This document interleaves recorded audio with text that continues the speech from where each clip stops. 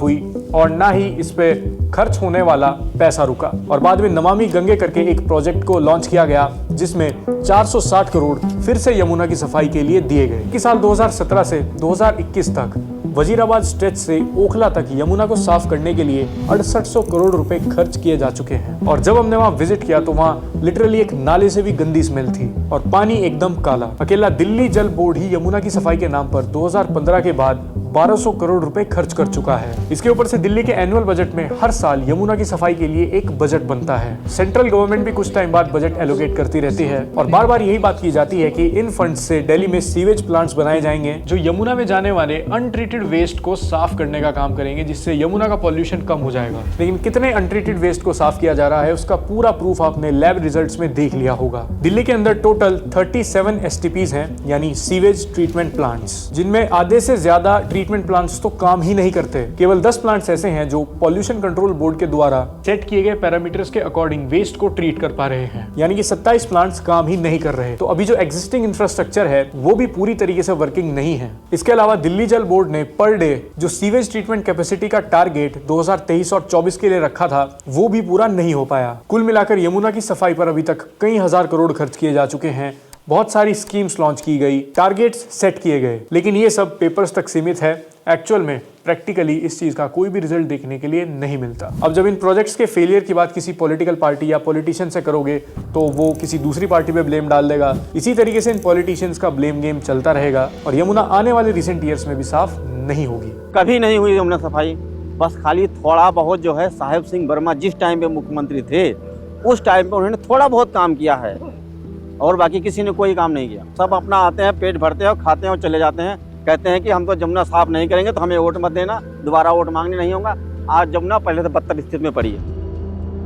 और ये बात बहुत क्रूशियल है क्योंकि हर रिवर का एक इकोसिस्टम होता है, लेकिन जब रिवर्स में केमिकल्स, हेवी मेटल्स और सीवेज वेस्ट को छोड़ा जाता है तो इससे रिवर के प्रेजेंट इकोसिस्टम पर बहुत नेगेटिव इफेक्ट पड़ता है, जिससे कि रिवर में मौजूद माइक्रो ऑर्गेनिज्म से लेकर छोटी बड़ी फिशेस और बाकी स्पीशीज भी सरवाइव नहीं कर पाते और फिर रिवर का इकोसिस्टम धीरे धीरे खत्म होने लगता है। और यमुना के साथ भी कुछ ऐसा ही हुआ। एक्वेटिक लाइफ नहीं बची और जो फिशेस थी वो हरियाणा से पहले ही मरना स्टार्ट हो जाती है। इसका बड़ा रीजन है इस पानी में बायोकेमिकल ऑक्सीजन डिमांड का बढ़ना। पानी में बीओडी का लेवल जितना हाई होगा, एक्वेटिक लाइफ के सर्वाइव करने के चांसेस उतने ही कम हो जाएंगे।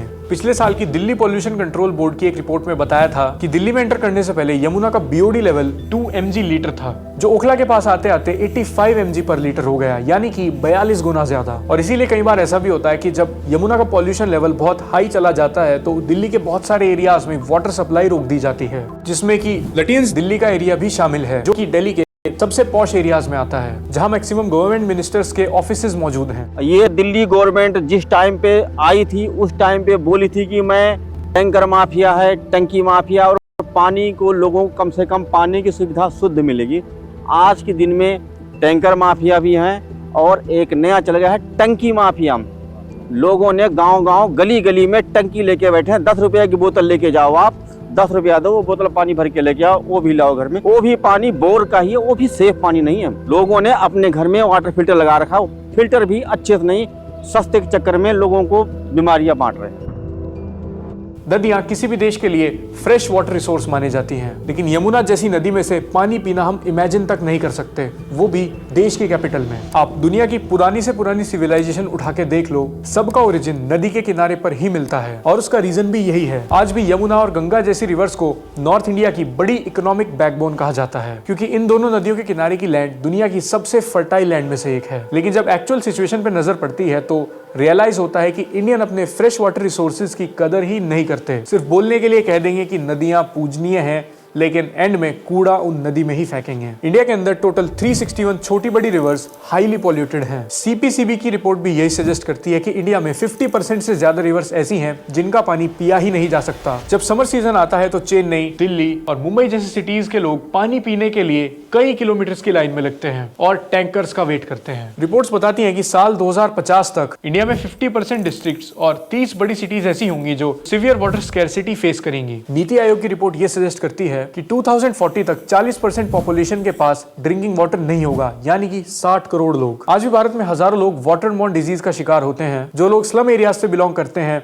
वहां साफ पानी की अवेलेबिलिटी नहीं होती। नीति आयोग की पब्लिश की हुई कंपोजिट वाटर मैनेजमेंट इंडेक्स 2018 नाम की एक रिपोर्ट से पता चलता है कि सेफ वाटर का एक्सेस न होने की वजह से इंडिया में लाखों लोगों की डेथ होती है। 7 लाख लोग ऐसे थे जिनकी डेथ का कारण वाटर पॉल्यूशन था। यमुना के इस पॉल्यूशन लेवल को वेस्टर्न मीडिया ने भी कई बार पॉइंट आउट किया है, क्योंकि ऐसे सब्जेक्ट पर बात करने से बहुत सारे व्यूज और क्लिक्स आते हैं, जिससे कि इंडिया की रेपुटेशन भी डैमेज होती है। और यमुना को लेकर ये डिबेट इसलिए भी बहुत कंसर्निंग है क्योंकि ये देश की राजधानी से होकर गुजरती है। और इससे भी ज्यादा एम्बैरेसिंग बात यह है कि सरकार ने कई बार यमुना को क्लीन करने के लिए अनाउंसमेंट्स की हैं, अलग अलग स्कीम्स लॉन्च की है, हजारों करोड़ रुपए वेस्ट किए गए, पर आज तक उसका कोई रिजल्ट नहीं मिला। अब एक तरफ तो ये डरावने नंबर्स हैं जो इंडिया में बढ़ते वाटर क्राइसिस को दिखाते हैं, और दूसरी तरफ इंडिया में रिवर्स की क्या हालत है वो सब हमारे सामने है ही। अब इस इलेक्शन में फिर से यमुना को क्लीन करने के प्रोमिसेस किए जाएंगे, नए टारगेट्स रखे जाएंगे, लेकिन ऑन ग्राउंड कुछ भी डिलीवर नहीं होगा। पिछले 32 सालों में तो नहीं हुआ, लेकिन लोग फिर भी अपनी फेवरेट पॉलिटिकल पार्टी को डिफेंड करेंगे। लेकिन इंडिया में किसी भी पॉलिटिकल लीडर या फिर पॉलिटिकल पार्टी को काम करने की जरूरत नहीं है। पहले प्रोमिसेस कर दो, शुरू के 4 साल कुछ मत करो, और आखिरी साल जब इलेक्शंस नजदीक होंगे तो कुछ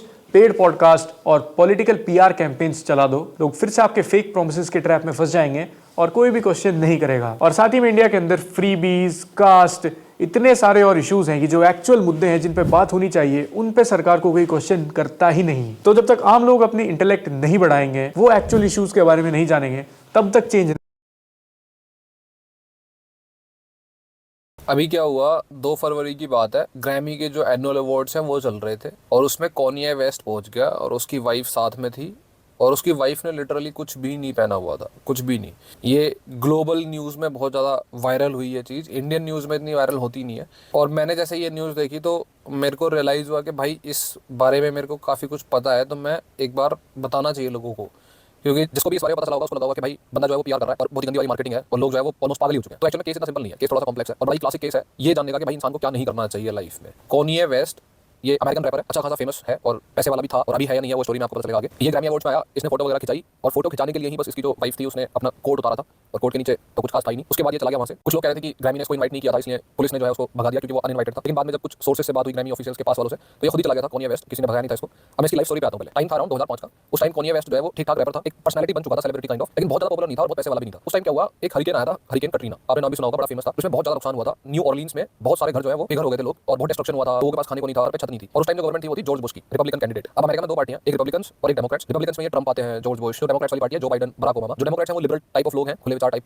वाले, और जो रिपब्लिकन्स हैं वो कंजर्वेटिव टाइप के हैं, ट्रेडिशंस में मानने वाले लोग। तो उस टाइम पे जॉर्ज बुश की गवर्नमेंट थी जो रिपब्लिकन्स थे, यानी कि ट्रेडिशनल वाले लोग थे। तो अब सिनेरियो अमेरिका में काफी लंबे टाइम से क्या रहे हैं कि जो ब्लैक पीपल है ना, उनका जो वोट है वो यूजुअली डेमोक्रेट्स के साथ रहा है, जो खुले विचार के लोग रहते हैं। डेमोक्रेट्स हैं वो जो इमिग्रेंट फ्रेंडली हैं और ब्लैक पीपल उन्हीं के साथ ही हो जाते हैं। पूरा वोक कल्चर, एलजीबीटी राइट्स और ये सारा कुछ डेमोक्रेट्स की तरफ से ही इनकी आइडियोलॉजी है। तो जब ये हरिकेन आया, रिपब्लिकन्स के ब्लैक वोटर्स जो है वो बहुत ही डिफॉल्ट वोटर्स नहीं है, मतलब कहने का मतलब प्रायोरिटी वोटर्स नहीं है, तो वहाँ पे जो एक्शन था वो लिया नहीं गया। इस हरिकेन से जो लोग, जिन लोगों का सबसे ज़्यादा नुकसान हुआ था वो थे ही ब्लैक पीपल, ब्लैक कम्युनिटी के लोग। तो उस टाइम पे जो लोग इस हरिकेन से बहुत ज़्यादा डैमेज हो गए थे, जिनका नुकसान हुआ था, उन लोगों के लिए फंड जुटाया जा रहा था हेल्प के लिए। नाम था उसका रेड क्रॉस फंड रेजर।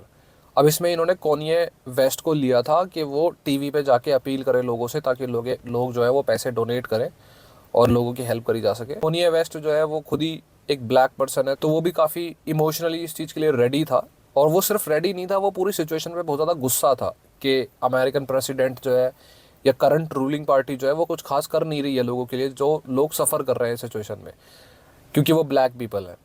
अब कॉनिये वेस्ट को एक स्क्रिप्ट दी गई थी टीवी पे आके बोलने के लिए ताकि वो फंड रेस कर सके, लेकिन वो आदमी स्क्रिप्ट से ऑफ स्क्रिप्ट चला गया। वो आदमी, उसके अंदर का जो गुस्सा था वो बयां करना शुरू कर दिया उसने उसमें एक लाइन बोली कि जॉर्ज बुश जो है उसे कोई फर्क नहीं पड़ता कि ब्लैक पीपल जीते हैं, मरते हैं, क्या होता है उनके साथ में। ये उसकी स्टेटमेंट्स थी। तो इस आदमी ने तो अपने इमोशंस के बेसिस पे ही जेन्युइनली एंग्री था ये आदमी, तो इसने वही बोला जो फील हो रहा था। लेकिन ये ओवरनाइट उस स्टेटमेंट के बाद हीरो बन गया। उस टाइम गवर्नमेंट डेमोक्रेट्स की तो थी नहीं, रिपब्लिकन्स की थी, तो डेमोक्रेट्स जो है उनका अच्छा खासा कंट्रोल हमेशा से रहा है मीडिया पे, और हॉलीवुड पे भी ठीक ठाक उनका इन्फ्लुएंस रहा है। बहुत ही कॉमन सेंस वाली बात है कि हॉलीवुड में थोड़े खुले विचारों की मूवीज चलती हैं, तो खुले विचारों वाली पार्टी चाहिए आपको उसको चलाने के लिए, या फिर जैसे भी सिचुएशन है वो कभी और समझेंगे। तो रातों रात जो है कोनिया वेस्ट जो है वो हीरो बन गया। अल्टीमेट उसकी पर्सनालिटी थी वो स्काईरॉकेट कर गई, और उसकी बातें होने लगी, न्यूज़ में उसकी बातें हो रही है, भाई कोई सेलिब्रिटी है जो स्टैंड ले सकता है पावरफुल पॉलिटिशियंस के अगेंस्ट। इसके बाद जो उसकी लाइफ है वो बहुत ही सक्सेसफुल लाइफ हो गई, टाइम गुजरा, ठीक ठाक चलता रहा इसका सिस्टम। इसकी जो शादी है वो किम कार्दाशियन से हुई 2014 में, तगड़ी शादी थी, $3 मिलियन की इसने रिंग दी थी शादी में, बेसबॉल स्टेडियम में प्रपोज किया था, और शादी जो है वो इटली में हुई थी, बिल्कुल फेयरी टेल वाली शादी, जैसे सपनों में होती है लोगों की। इसके लिए सब कुछ परफेक्ट था, और ये आदमी इसको अंदर से ये फील आने लग गया होगा कि जब अपनी मर्जी के व्यूज प्रेजेंट करता है तो लोग उसे पसंद करते हैं, लेकिन इसको ये रियलाइज नहीं हुआ कि ऐसा कुछ है नहीं। जो आइडियोलॉजीज के वॉर है या पॉलिटिक्स के वॉर है, उसमें तुम कितने काम के हो उतना ही मैटर करता है बस, और उस टाइम वो बहुत काम का था जब उसने ये इंसिडेंट किया था, जब उसने बोला कि जॉर्ज बुश जो है वो ब्लैक पीपल के बारे में नहीं सोचता। अब धीरे धीरे टाइम गुजरा तो फिर डेमोक्रेट्स की गवर्नमेंट फॉर्म होने लग गई, और फिर ये आइडियोलॉजीज का थोड़ा और चेंज होना शुरू हो गया, जैसे ये जो पूरा वॉक कल्चर है, एलजीबीटी राइट्स है, और बाकी सारा कुछ है, प्रो डेमोक्रेट्स जो इसको रन करते हैं। 2018 आने तक कान्ये की जो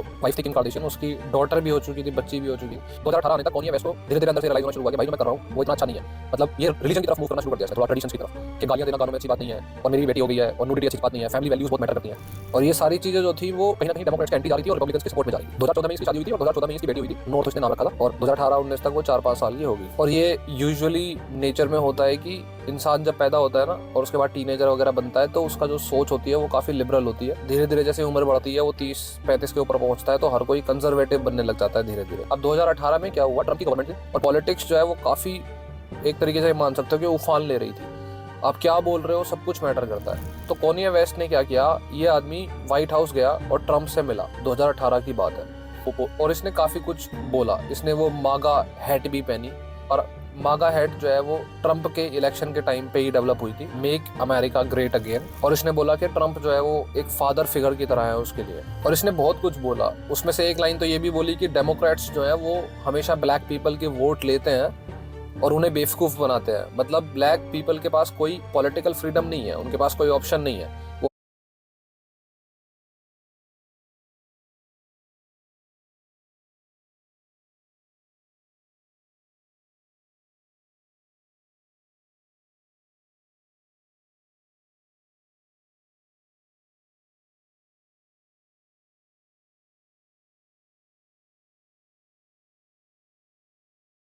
वो हमेशा उन्हीं को ही वोट करते हैं, और ये बहुत ही गलत है। 11 अक्टूबर 2018 को ये आदमी व्हाइट हाउस गया था।